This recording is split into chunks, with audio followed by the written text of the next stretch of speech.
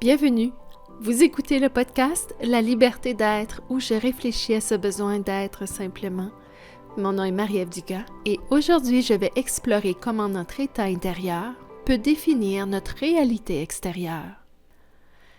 La semaine dernière, j'en suis venue à réaliser que l'état intérieur dans lequel je commençais une journée jouait un rôle fondamental sur la manière dont cette journée-là allait se dérouler.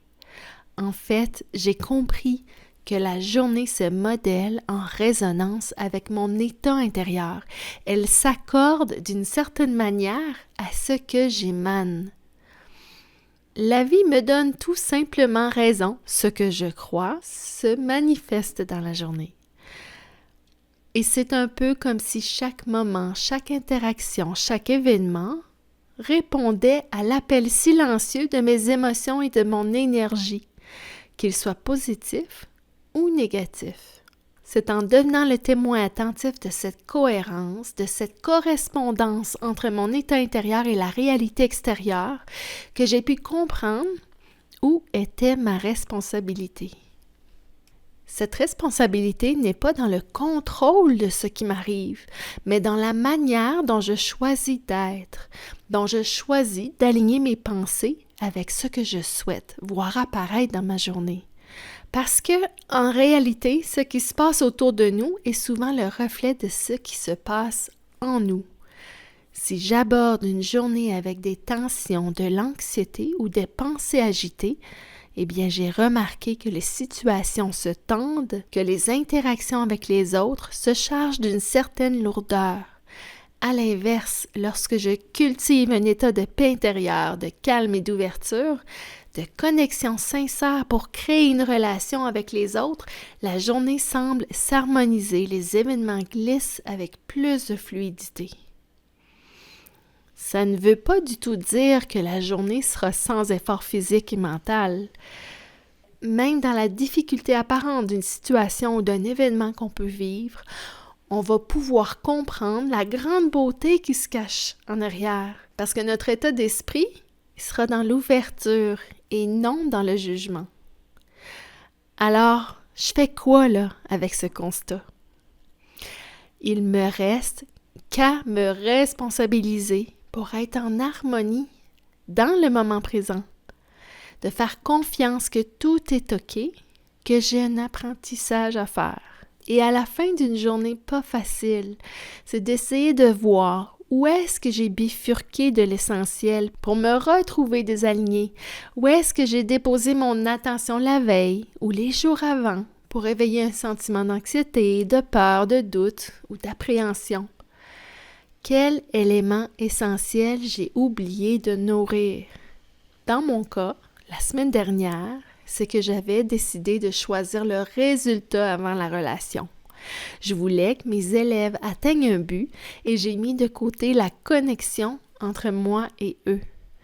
Et dans cet élan de performance, un doute s'est installé. Suis-je la bonne personne pour ce poste? Est-ce que j'ai les compétences? Je suis partie travailler le lendemain matin avec ces idées en tête. Je suis partie le lendemain en voulant forcer plus pour me prouver que j'étais capable de réaliser le résultat que j'avais décidé. Mais mes élèves, là, ils ont réagi. Ils s'y sont opposés. Et j'ai passé une bien mauvaise journée parce que je n'avais pas réussi. Je n'avais pas réussi à performer un résultat. Quand j'ai accepté de regarder qu'est-ce qui m'avait échappé, j'ai compris que j'avais mis toute mon énergie à atteindre des résultats et j'ai mis de côté la relation. Reviens à la base, Marie-Ève. C'est le message que la vie m'a envoyé 2 fois cette soirée-là. Reviens à la base, Marie-Ève. Reviens à la relation. Mais comment on fait ça? Ça implique d'aborder chaque instant comme si c'était la première fois, sans anticipation, sans attente et surtout sans la charge des expériences passées qui viennent souvent teinter nos perceptions. Cela signifie rester dans un état d'écoute intérieure, comme une sorte de posture d'attente calme sans rien forcer, juste en étant disponible à ce qui peut se présenter. C'est un état qui ressemble à une ouverture attentive, un espace où on peut accueillir la réalité telle qu'elle est sans essayer de la modeler ou de la contrôler pour qu'elle soit comme on veut. Et quand on adopte cette posture, on retrouve notre centre, un endroit tranquille en soi où la vie se déroule, où chaque moment devient une opportunité d'observer, de témoigner ce qui se déploie devant soi.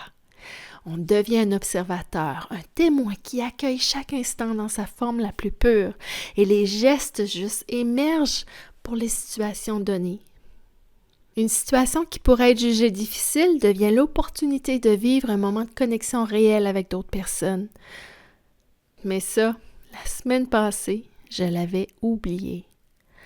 Alors oui, notre réalité extérieure est comme un miroir de notre réalité intérieure et notre responsabilité est simplement de cultiver cet espace de présence, cet espace d'esprit aligné pour que chaque journée puisse être vécue en harmonie avec la vie. C'est un exercice de lâcher prise, un exercice de confiance en ce qui est. C'est la certitude qu'on peut accueillir la vie avec plus de sérénité et de fluidité. Voilà, c'est ce qui termine cet épisode de cette série où j'expose mes réflexions et partage mon parcours vers une liberté d'être. Ce texte signe aussi la fin de cette première saison. Je ressens le besoin de mettre une pause après cette dernière réalisation. Laisser le temps au corps et à l'esprit de retrouver leur équilibre avec ces nouvelles bases. Je crois que j'en ai pour quelques années à intégrer tout ce que j'ai découvert sur cet espace de liberté. La liberté d'être, tout simplement,